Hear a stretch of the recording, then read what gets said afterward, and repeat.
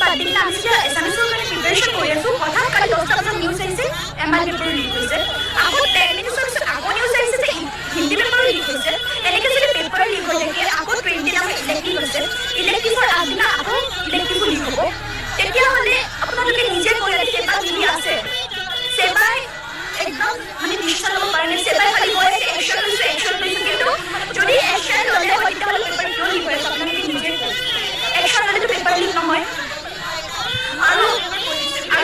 বেছি টাফ হৈ যাব তো কিছুমান ষ্টুডেণ্টে তাৰ লেটাৰ মাৰ্কৰ আশা আছে কিছুমানে পাছ কৰাৰ আশা আছে সিহঁতৰ কাৰণে ফেইল কৰা ফেইল কৰিব কিন্তু ঘড়ীবিলাকত সঁচাই কিনে পাছ যাব আমি মিডিল ক্লাছবিলাকে কি কৰিম এনেকুৱা হয় কিছুমানে লিটাৰেচাৰত বেয়া মেথছত ভাল হয় আৰু কিছুমানে এনেকুৱা আছে মেথছতে লিটাৰেচাৰত ভাল হয় তো যোনবিলাকে এইবাৰ মেথছ মানে বহুত উইক হয় সিহঁতৰ কাৰণেতো কিবা যদি পাছ কৰিম বুলি ভাবিছে আকৌ যদি টাফ কৰি দিয়ে তেতিয়াতো প্ৰব্লেম হ'ব ন আমাৰ কাৰণে